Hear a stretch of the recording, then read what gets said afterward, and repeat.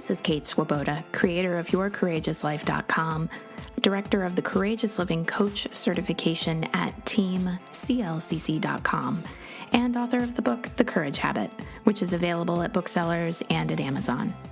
The Your Courageous Life podcast is all about going after what you want and creating and living a more courageous, emotionally resilient life. Might drop a couple of F-bombs, so maybe don't listen with your kids in the backseat of the car. And here we go with today's episode. Hey everybody, it's Kate Swoboda, also known as Kate Courageous. Today's podcast episode is going to be all about improving your relationships.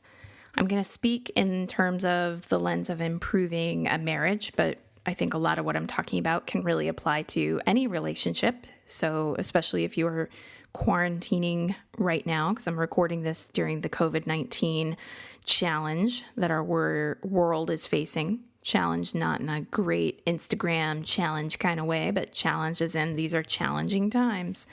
And some of you might be quarantined with some people who you're struggling with a little bit.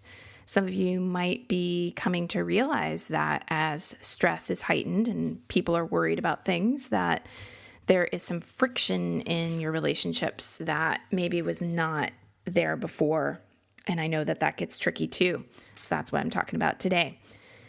So let's dive in. You want to improve your relationship with in-laws, with your partner, with your adult or adult-ish children, with your husband or wife or boyfriend or girlfriend or person.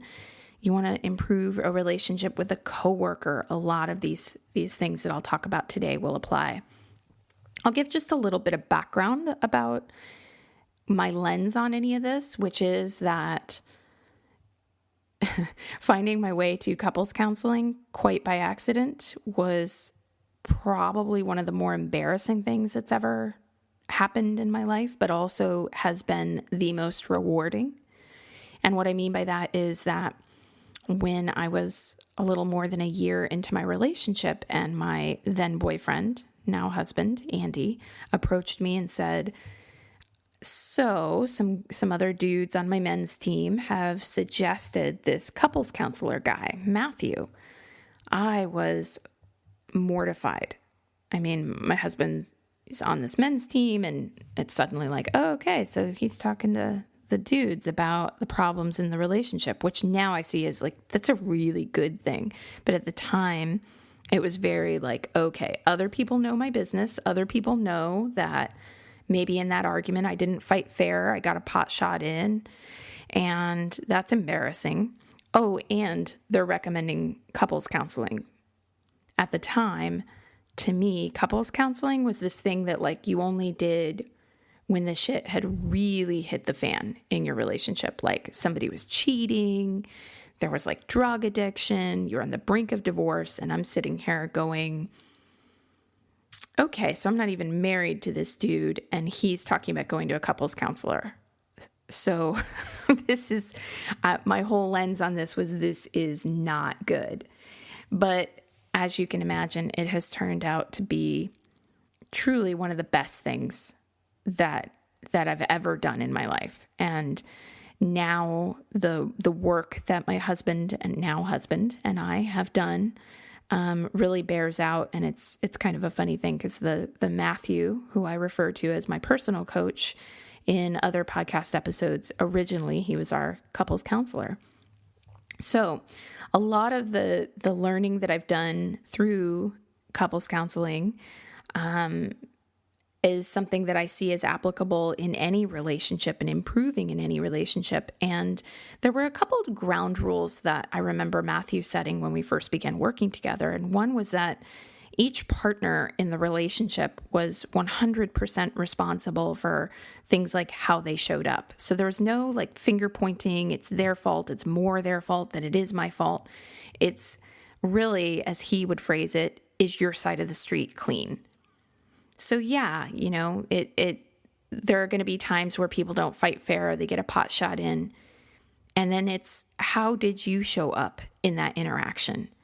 So if your partner is not fighting fair and is getting a pot shot in, It's less about pointing a finger at them and going, they should have done it differently, and more about you going, how am I showing up?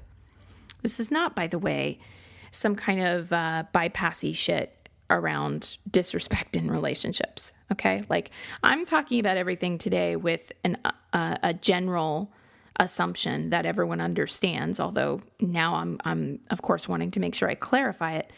Everybody has to be on board with basic respect. Yes, every single relationship you've ever heard of in the world, at some point, people do things that are not kind. People do things or say things that when they're triggered, when they're upset, they never would have otherwise done or said. But everything that I'm talking about for today's podcast episode is outside that realm of actual emotional or physical abuse, because that is on another level, and that does really require something far more than a podcast episode to really get you the support that you would need around that. So if you know that actual emotional or physical abuse is happening here, I am not saying that somebody who is emotionally or physically abusive, well, sometimes they say or do things they don't really mean. Not saying it like that. I'm saying everybody, even the most evolved person, if they feel conflict, defenses come up, and people don't behave as their highest self when their defenses are coming up.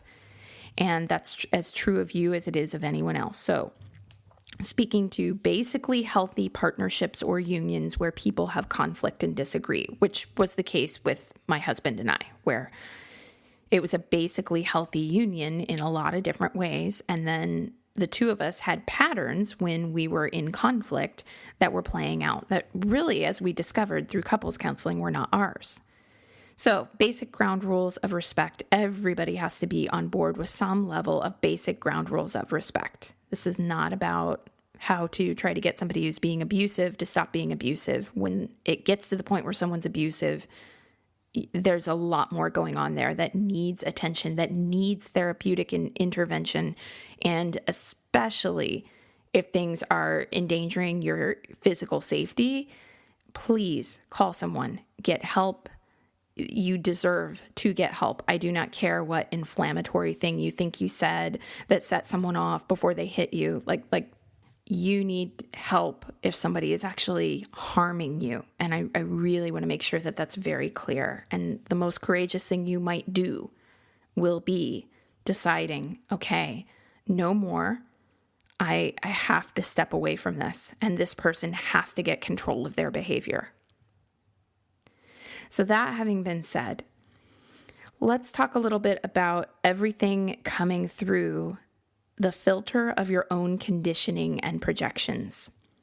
That's what I was alluding to earlier when I spoke to with my own relationship, and I've seen this happen in others as well, where what we're bringing to relationships so often is the model of relationship that we saw when we were growing up.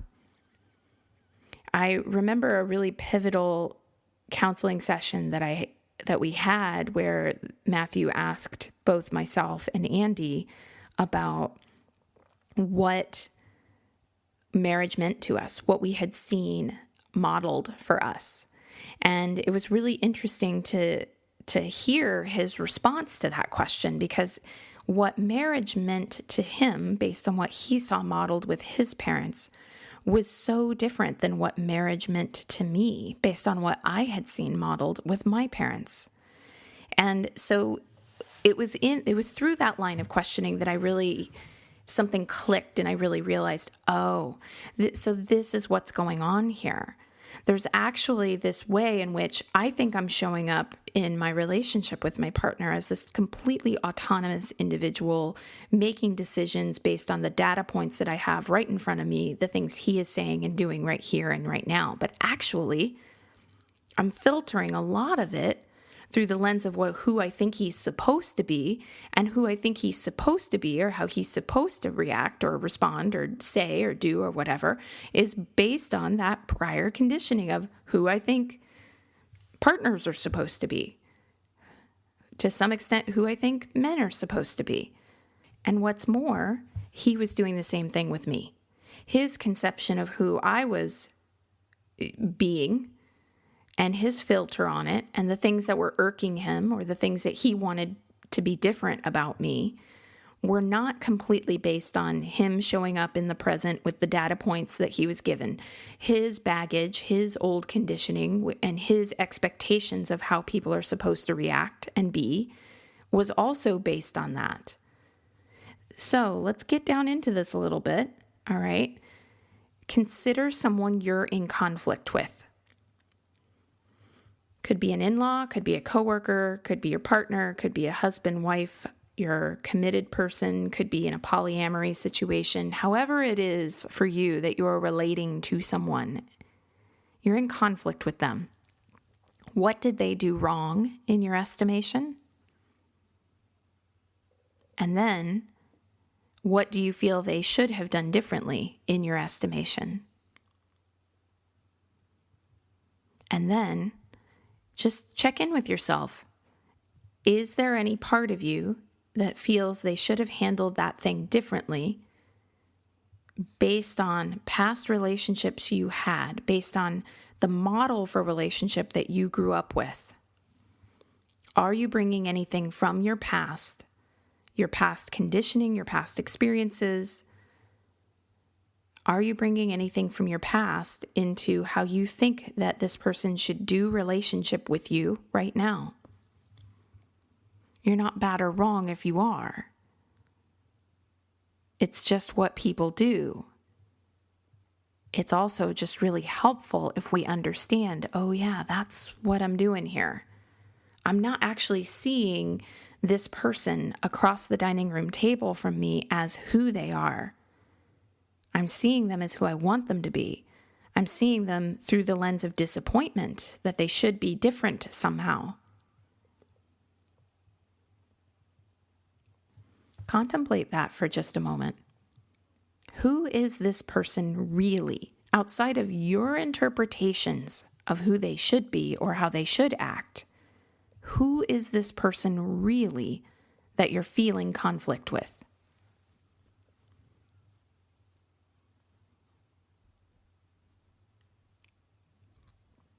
Are they like you in any way?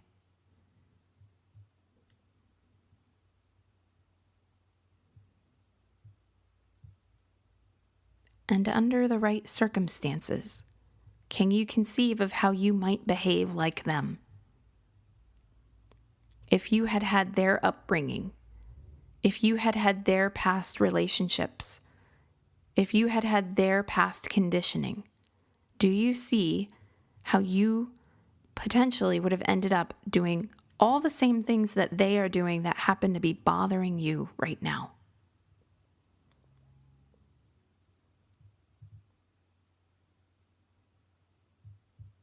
Now, I'm not excusing anything. I'm not saying that because we understand people's past pain, that this means we just go, oh gosh, their past pain, well, it's all good, you know? No, not necessarily. But let's bring in their humanity, because when we are in conflict with people, we often don't see their full humanity. We just see the parts of them that are really pissing us off in that moment, that we really feel so sure they could be doing better. But actually, everybody's doing the best they can with what they've got. And that was humbling for me as I began to go through couples counseling and really realize that for all the times when I knew better than to react and go into conflict and get the pot shot in or roll my eyes or just be pissy, I knew better, but that didn't necessarily translate to being able to flip a switch and do it all differently. And why is that? Because we have patterns. We have old conditioning. We have behaviors that we've been doing for a really long time. And the people that you're annoyed with or in conflict with, they have those too.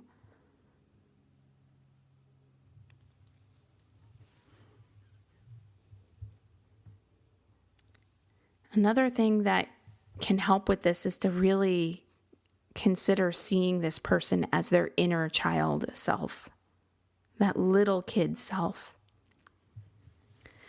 I think that in my own relationship, and I'm using this not to blah, blah, blah about myself, but because I think we learn really well with examples. In my own relationship, I was very comfortable with like getting angry.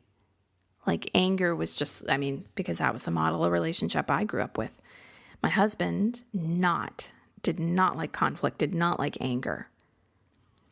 And one of the greatest gifts that he has probably ever given me was that, and I really saw it in how he showed up, was really depersonalizing when I was angry and frustrated, not tolerating it, but depersonalizing it and understanding, giving me the gift of his understanding that I truly was doing the best I could, that I didn't want to be angry and frustrated, that it was actually my preference if I could just freaking figure out how to slow down, to communicate, to always talk from a place of love, but that anger was my armor. And I really had to come to understand that conflict avoidance was not his way of trying to disconnect. It was just that was him doing the best he could with the tools he had. Avoidance is one tool. It's not the most effective tool, just like anger and getting really pissed off is not the most effective tool. But if it's the only tool someone knows how to use and they aren't fully aware of how to use a different tool, they will keep going back to it. And by fully aware, I don't mean a logical awareness. I was always logically, cognitively aware that anger was not the most helpful tool. I knew how to use words that were different. I knew how as in logically. What I didn't have a skill set for was interrupting my pattern of going into the anger. Because once I went into that anger, it was like I was just stuck in this old pattern for a while until something shook me out of it. And I kind of went, oh, wait, hold on. I'm doing this thing where I'm getting angry and frustrated and annoyed, and that doesn't help anything. Same thing for my husband with the conflict avoidance. He logically, cognitively knew, hey, avoiding conflict really doesn't help anything. In fact, kind of pisses off my wife a little bit more. He understood that cognitively. What he didn't understand or have the skill set for was how to interrupt that pattern before it became the actual pattern again. So you see those little kids within the people that you're upset with, and it gets a little easier to understand, like, okay, this person is not working with a full deck. We go out into the world and we assume that every adult we encounter, surely they understand what adulting is and positive communication and using iMessages and being supportive. And, we have all these ideas about these things. And then we ourselves in relationship often forget that knowing better doesn't automatically translate to doing better. And if you ever don't believe me on that, just make a list of all your flaws and then decide that from this moment forward, starting right now, I'm not going to do those things anymore. And, well, report back if you have a perfectly flawless life after making that decision. Because the rest of the humans I've been in contact with say, I try, I know I want to do better, I fail, I try, I know I want to do better, I fail, I get a little bit better, I try, I fail, I get a little bit better, I try, I fail, I get, that's how this goes. So I've given something of an overview of some maybe entry points, I'll call them, for shifting in your relationships. And those entry points are, of course, basic ground rules around respect and everyone's physical and emotional safety. Second, everything is coming through our personal biases, experiences, conditioning. We are filtering the things that other people say and do through our own views of how things should be said or done. And we are projecting onto other people our expectations. And this is done pretty automatically most of the time. So let's slow down a little bit. Let's see those inner kid selves in our partners or in the other people who we're annoyed with. They came into the world a cute little baby with a cute little baby butt and cute little baby toes, just like you did.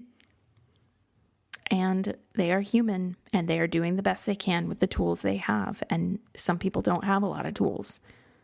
It is not as simple as flipping a switch. So that's the overview. Now I'd like to talk about some tools that made all the difference in my own marriage and relationships. First tool, particularly in my marriage, although this has not been necessary in friendships or other relationships where I've had conflict, but in my marriage and any time where you're living in close quarters, weekly check-ins. So a lot of the little issues that stand in for big issues happen around who's doing this or that chore, who forgot this or that thing. And a lot of times when fights arise out of things like how the dishwasher was stacked, it's of course not about the dishwasher. And on some level we know that, but it is really helpful to have a weekly check-in about like the flow of the house, the project management of the house. Who's going to handle the dishwasher or the laundry? Here are the things that need to be done. Let's start figuring out who's going to do those things. Now, I can imagine someone hearing that and going, well, man, if I sit down and have a conversation about this stuff with my partner, then we're definitely going to get into a fight.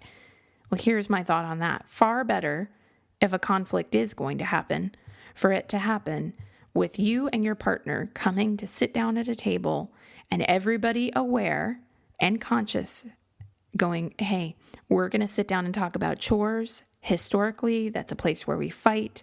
Let's try to do it differently this time, and then try to do it differently. Far better that than you're trying to go through your life. You just read a stressful news headline. Your kid is going, Mom, Mom, Mom, in the next room. You're tired because you didn't get enough sleep. You didn't have lunch yet. And then, boom, the dishwasher. It got loaded and nobody actually turned it on.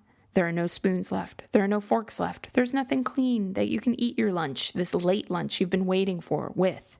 Now you're mad. Far better to sit down and talk through the expectations people have about basic household management and how things are going to be handled than to wing it and then people react. So, first thing, weekly check-ins. With those weekly check-ins, I suggest a structure of during the week, noticing the different things that you would want to bring to a weekly check-in, like household management type items, appointments, things like that. Start off the weekly check-in with I'm grateful for. I appreciate this. Start it off with, hey, I just wanted to let you know I appreciate this or that thing about you. Hey, I'm really grateful that we're sitting down and we're having this time. And then pull out the things that you want to make sure you address during this weekly check-in, household items. It could also be that you use this weekly check-in time to go, okay, these are the things that we need to talk about. There was, kind of a tense moment the other morning when you had an appointment and I was trying to handle a phone call myself that came in unexpectedly, and it was kind of edgy. And I just would really love it if we can just, take a breath, because I know that it's really stressful right now. We're all juggling a lot. The more that these conversations about the different difficulties in the relationship can happen in a container, the more progress you'll make so that you can actually talk about something and find your way to it and then not have to pick it up again. When you have these weekly check-ins and you make decisions about who's going to be doing what or how you guys want to handle an issue differently moving forward, write it down. Make it actionable.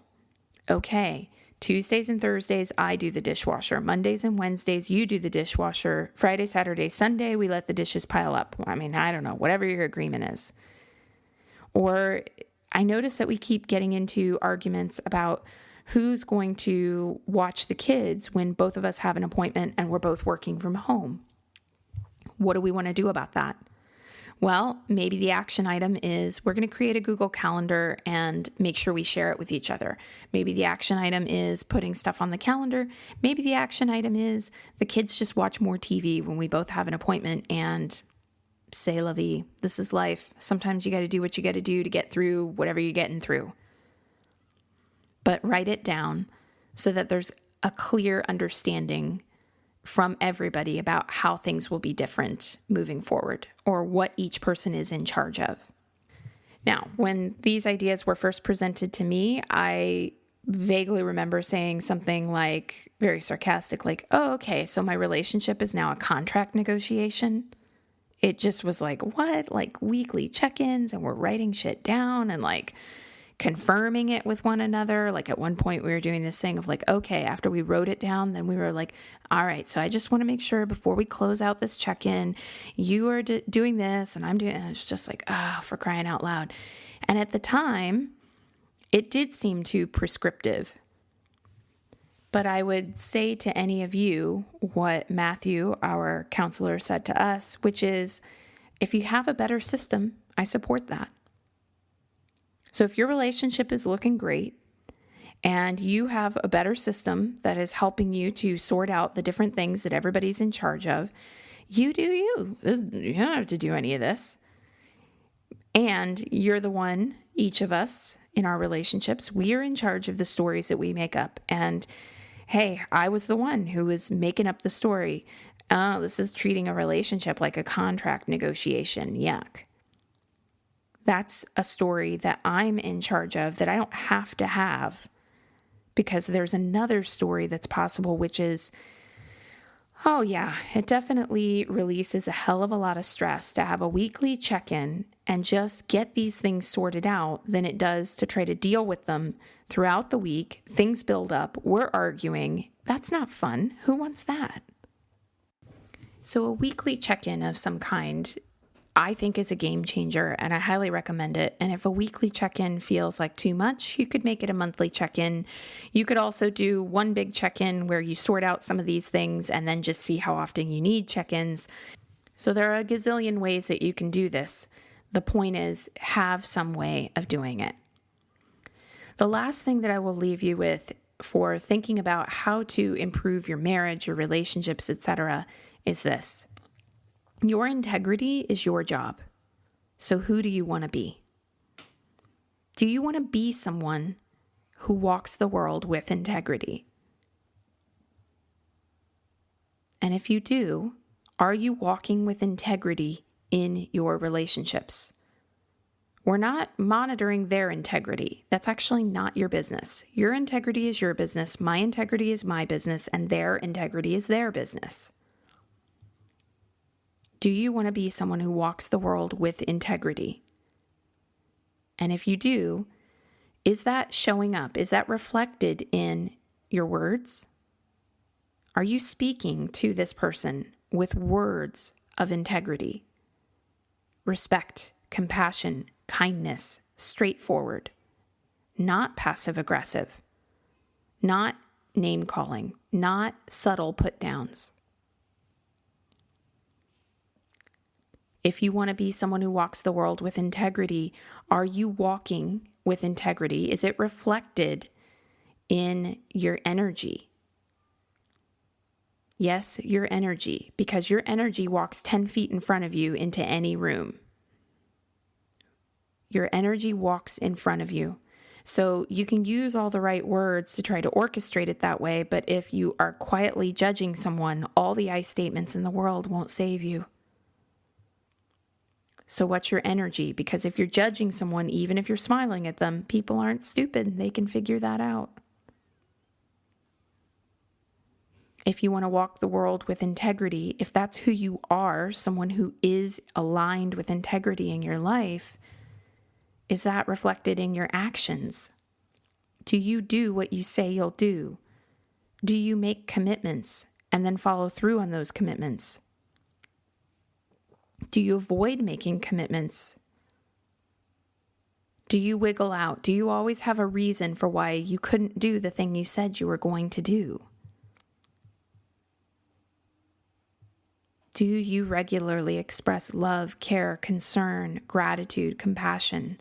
Do you treat this person the way that you would want to be treated? Would you be okay with them talking to you the way you talk to them? Would you be okay with them throwing energy your way the way you throw energy at them? Would you be okay with them treating you the way you treat them? Perhaps the greatest thing I learned in doing work on relationships was that actually I was really doing the work on myself, my relationship with myself.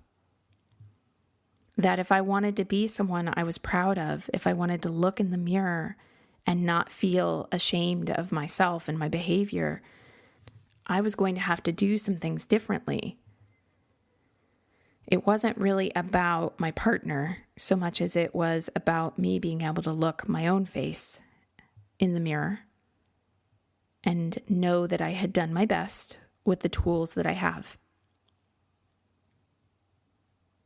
So who is it you want to be? And if who you want to be is someone who is aligned with their integrity, how is your life a reflection of that in every way possible that you can think of? And monitoring or policing someone else's integrity and then using their lack of integrity for why you went into a space of lacking integrity doesn't work. Which is why actually looking at relationships through this lens can be so powerful. Because if you can really keep the focus on you and your integrity, regardless of what the other person is doing, that's pretty freaking powerful. That's pretty freaking amazing. It's how you love yourself well. And that love for yourself ends up becoming the root from which your love for other people can grow. I hope that this has been helpful, and I hope that you'll pause after this podcast and just take down a couple of notes for how you can make some of this actionable so that it's beyond just, oh, that would be nice, and into here's how I actually want to do life differently. I hope that you'll create some space to talk to your partner or whomever you might feel some conflict right now.